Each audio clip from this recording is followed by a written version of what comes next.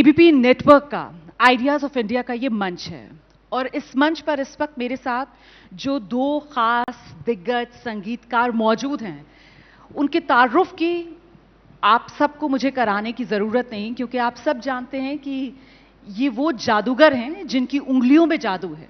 लेकिन इन दोनों की एक और पहचान है और वो ये कि इन दोनों की शख्सियत में ताल, लय, रोम रोम में बसा हुआ है। जरा एक बार जोरदार तालियां हो जाएं दोनों महान संगीतकारों के लिए। और वो जो एक अलग अंदाज है दोनों का, वो हुनर जिससे मुझे लगता है बहुत से लोग वाबस्ता होंगे और बहुत से वाबस्ता नहीं भी हैं, उसी से शुरुआत करें। तौफीक भाई, आपसे पूछना था। क्या पूछ रहे हैं आप? आपको ये धाती धागे ना धागे थूना कहना कैसा लगता है? मुझे एक्चुअली गिना धागे ना धागे तीना गिना ज्यादा अच्छा लगता है। लेकिन कृतिकता किट धिन्य धा किड़तक थुन थुन ना तिट धा कृधान कृतिकता किट धिन्य धाच धा गिड़तक धा धा गिड़तक धिन धिन तकट धिन तकटता दिन दिन तकिट रोमाना जीता तक धिन्य तकट एबीपी तकट धा गिन तकिट तक दिन तकिट धा कॉन्क्लेव तकट क्लेव तकट तक धिन्य कॉन्क्लेव तकिट दिन दिन एबीपी लाइव ता तिंग तकट ता ता ता ता धिन्य ता दिन तकिट ता दिन तक तकिट दु चिक तक चिक दुम चिक तक चिक दुम चिक तक चिक दुम चिक तक चिक दुम चिक तक चिक दुम चिक तक चिक दुम चिक तक चिक दुम चिक तक चिक दुम चिक तक चिक दुम चिक तक चिक दुम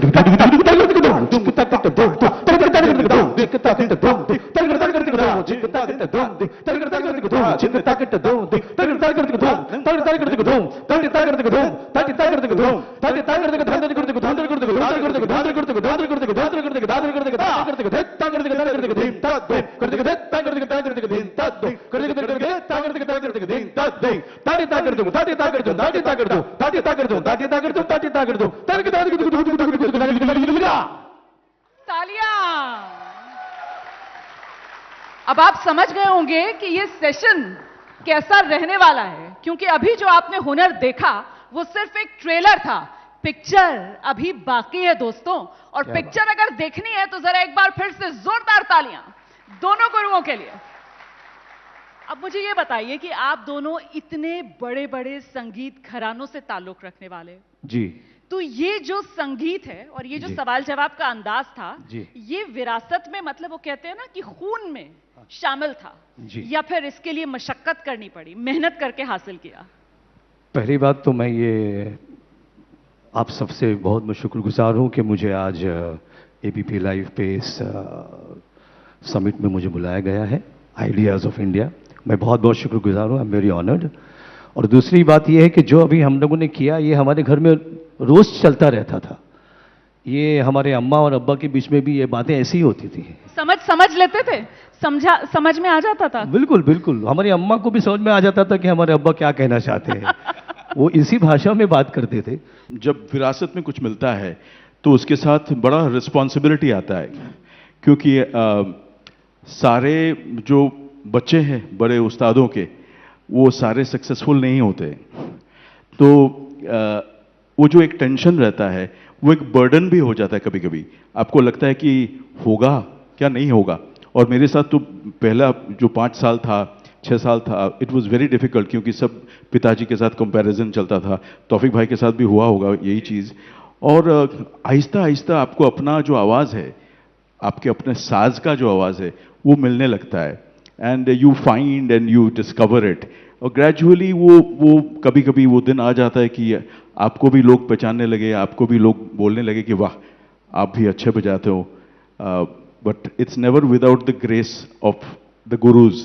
तो we are very grateful that जो भी आज मिला है वो गुरुओं के आशीर्वाद से मिला है। बिल्कुल बिल्कुल। तो क्या जैसे अभी कहा, हम लोग तो बचपन में रेंगते रेंगते उसकी सांस की तरफ हमारा अट्रैक्शन होता था, और जाके हाथ मारना, पैर मारना, और वही क्या कुछ भी चीज हाथ में आ जाती तो हम लोग शुरू कर देते थे अपना ताल की कहानी। जी, मैं बिल्कुल उसी पर आना चाह रही थी कि आप लोगों ने तो मतलब जैसे कहते हैं ना कि मछली के बच्चे को कोई तैरना नहीं सिखाता, तो उसी तरीके से घर में जब आंख खोली तो कान में सबसे पहले वही तबले की आवाज आप लोगों की पड़ी। बिल्कुल बिल्कुल। आपको खुद, दोनों से ही मेरा एक सवाल है कि आपको खुद कब लगा कि हाँ यही मेरी कॉलिंग है? देखिए एक पहले छोटा सा एक मेरे जिंदगी का कहानी आपको बताते हैं जी। कि मेरे पिताजी फर्स्ट जनरेशन तबला प्लेयर थे, तो उनको लगा था कि बच्चे को बिल्कुल तबला बजाना है, अच्छा। जो भी करे इनको बजाना है। तो वो क्या करते थे, जब मेरा आई वॉज लिटरली क्रॉलिंग, तब मुझे एक तबला के चक्रव्यूह में डाल देते थे, चारों तरफ तबला, और उनको ये लगता था कि अगर मैं कैसे भी पहुंच जाऊं, उससे निकलना चाहूं, तो कहीं ना कहीं थाप मारूंगा और उस थाप से मुझे अट्रैक्शन हो जाएगा और मैं I will fall in love with the instrument, और वही हुआ। लेकिन देखिए इसके बाद जो जर्नी होता है, that journey is a very difficult journey. बहुत साल पहले की बात है कि मेरे पिताजी ने सिखाना शुरू कर दिया। जब वो 70s क्रॉस कर गए, 72, तो उन्होंने थोड़ा सा अपना लाइफस्टाइल चेंज किया, बाहर ट्रैवलिंग करना कम कर दिया, बजाना भी, और सिखाना शुरू किया उन्होंने। वैसे सिखाते तो वो बहुत पहले से थे, बट वो प्रॉपरली एक स्कूल जगह पे लेके, तो एक महाशय आए उनके पास और उन्होंने कहा कि ये मेरा बच्चा बजाता है, बहुत अच्छा बजाता है। तो अब्बा जी ने कहा अच्छा ठीक है, इसको ज्वाइन करा देता हूँ, मैं चाहता हूँ कि आप उसको सुने ज़रा। अच्छा। तो बोला ठीक है। अच्छा, वो बेचारा 8-9 साल का बच्चा था, बजाया, अच्छा हाथ था उसका। तो मैं भी बैठा था साथ में, तो मेरे अब्बा जी ने कहा इसको स्कूल में दाखिला दे दो, नाम लिखा दो इसका। तो अगला सवाल जो था उनका, वो कह रहे हैं, बोले हाँ साहब, मेरा बच्चा जाकिर भाई जैसा कितने सालों में बजाने लगेगा? ओफो। तो मेरे अब्बा जी ने मेरी तरफ देखा, बोले देखिए ये है, इससे बड़ा भी एक है, मुझे ये नहीं पता कि ये कब उसकी तरह बजाएंगे, तो आपके बच्चे के बारे में मैं क्या बोल सकता हूँ।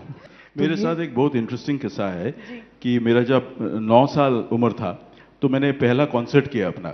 9 साल की उम्र में? 9 साल की उम्र में। तो चाइल्ड प्रोडिजी हैं आप। एडल्ट ट्रेजिडी नहीं है ये, बड़ा अच्छी बात है। जरा तालियां हो जाएं। 9 साल की उम्र में पहला कॉन्सर्ट। जी नहीं, लेकिन सुनिए क्या हुआ फिर। 9 साल की उम्र में मैंने बजाया और काफ़ी लोग थे, अच्छे लोग थे, म्यूजिशियंस थे, so may be 100-150 people were there, और सबने सुन के बहुत बोला कि अरे वाह, बच्चा क्या बजा रहा है और क्या बजा रहा है। पिताजी को बोला आपका बच्चा क्या बजा रहा है। घर आए और मेरी तरफ ऐसे देखे, ऐसे हिज आईब्रोज वर बेंट, और बोले अब 10 साल नहीं बजाने का है। अरे, क्योंकि उनको लगा कि अभी इससे लगाव हो जाएगा, ये जो प्रशंसा है, जो तारीफ है, इससे लगाव हो जाएगा और रियाज नहीं करेगा। तो 10 साल बंद करा दिया मेरा, मैंने बजाया ही नहीं कहीं 10 साल में। वो सच्चे कला के साधक थे और ऐसे माहौल में आप लोगों की परवरिश हुई। लेकिन साथ ही साथ जिम्मेदारी और एक तरीके का दबाव भी कि साहब उस्ताद अल्लाह रखा खान घर में मौजूद हैं, उस्ताद जाकिर हुसैन साहब घर में मौजूद हैं, शंकर घोष साहब घर में मौजूद हैं, तो फिर वो एक एडेड प्रेशर वो भी महसूस हुआ? एक्चुअली मुझे तो नहीं महसूस हुआ, क्योंकि हमारे घर में हमें हमेशा एनकरेजमेंट ही मिली है और एक डिसिप्लिन भी था, there is no doubt about that. लेकिन मैं जैसे जैसे बढ़ने लगा ना, मैंने not due to any pressure, मैंने क्या देखा कि मेरे घर में जो संगीत हो रहा है उसका A to Z अभी मेरे लिए ख़त्म हो गया है। कैसे? A फॉर अल्लाह रखा, Z फॉर जाकिर हुसैन, हो गया ना, खत्म हो गया। अभी नया क्या करना है मुझे? अगर किसी के सामने आना है, मैं ये चाहूं कि लोग मुझे पहचाने, तो मुझे अपनी एक अलग भाषा बनानी पड़ेगी या एक अलग माध्यम बनाना पड़ेगा।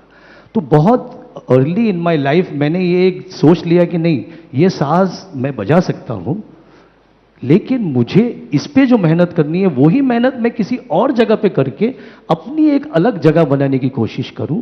तो मैं फिर उसमें लग गया। तो ये प्रेशर की वजह से नहीं है, ये सिर्फ इसकी वजह से कि मुझे लगा कि नहीं, मुझे अपनी, जैसे एक होता है ना कि भाई कोई अपनी एक अलग लकीर खींचनी। तो कभी भी प्रेशर मेरे ऊपर तो नहीं था। जी, आपके ऊपर?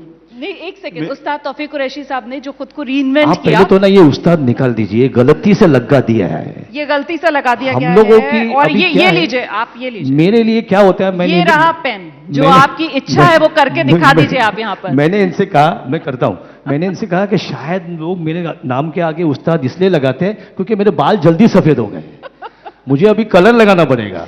तो आप नीचे कह रहे थे ना कि तो ये कलर मैं यहीं लगा देता हूँ। ये चालू है पेन? जी जी बिल्कुल। इस पे ये नहीं चाहिए हमें, बस सिर्फ तौफीक कुरैशी। मैं आपको बताता हूँ मेरा नाम किसने रखा है। मेरे घर में उस्ताद जाकिर, उनको मैं उस्ताद बोल सकता हूँ, उनका नाम और मेरा नाम एक बहुत बड़े गायक ने रखा है जिनके साथ हमारे अब्बा जी बहुत बजाया करते थे। उनका नाम था उस्ताद बड़े गुलाम अली खां साहब। तो उन्होंने मेरा नाम रखा, तो उनको रिस्पेक्ट देते हुए मुझे सिर्फ तौफीक कुरैशी बोलिए है। जी। और कुछ यही हाल विक्रम सर का भी है, वो भी कह रहे हैं कि उनके नाम में पंडित नहीं लगेगा और नहीं, इसीलिए उन्होंने वो नहीं लगवाया। और शायद नहीं, ये हम लोग का तरीका है रीइन्वेंट करने का। नहीं, देखिए हम लोग का जो हमें वी थिंक कि हमारा जो टीजी है वो बड़ा यंग है। We want youngsters to also follow us and enjoy our music, क्योंकि हम नहीं चाहते कि हम ऐसे पेडेस्टल पे खड़े हो जाएं कि वहां अनरीचेबल हो जाए। तो और नाम ही काफी है, it is not important to have a prefix. ये जो नाम से उस्ताद काट दिया गया है आप सबके सामने, और वहां तो पंडित लगाने ही नहीं दिया गया है पहले ही, तो ये एक जुड़ाव जो आप आज की जनरेशन के साथ कर रहे हैं, मेरे ख्याल से इसमें वो रिदम, वो लय, वो ताल जो दिल से निकलती है और फिर वो दिल को छूती है, जरा वो हो जाए। जैसे दिल की धड़कनों में और सांसों में हम ताल को, लय को महसूस करते हैं, तो दिल की धड़कनों में तो वो बताएंगे कैसे महसूस करते हैं, मैं सांसों में कैसे महसूस करता हूं।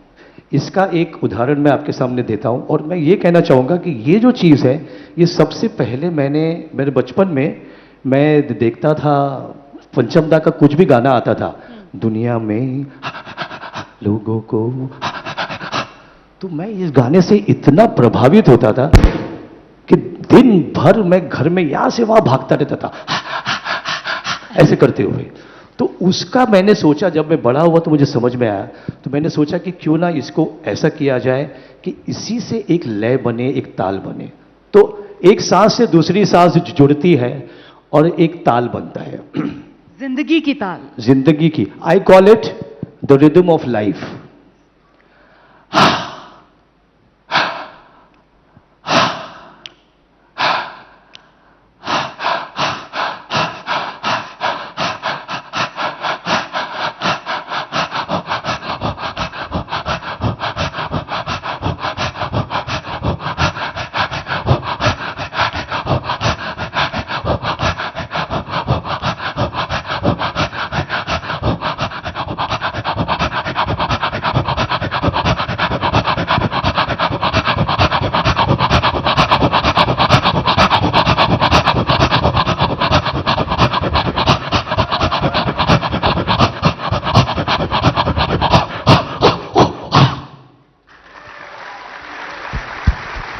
ये सांसों की ताल थी, और सांसों की ताल के बाद अब बारी है दिल की धड़कन की ताल सुनने की। अब जरा दिल थाम लीजिए। वो कबीर जी का है ना जी, अजपा जाप जपो भई साधु, सांसों की कर लो माला। क्या बात है। अजपा जाप जपो, तो ये सांसों का एक मैं माला आपके सामने पेश किया। अब दिल की धड़कन ये बताएंगे।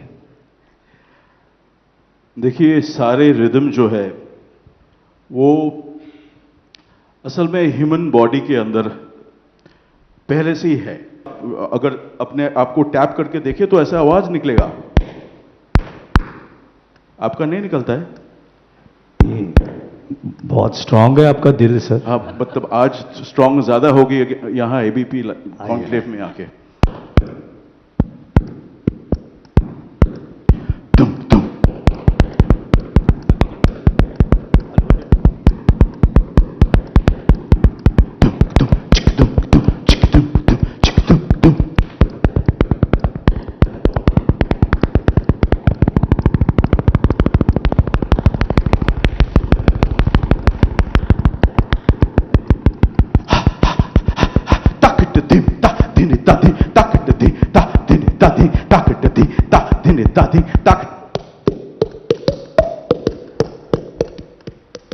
अब पकड़िए।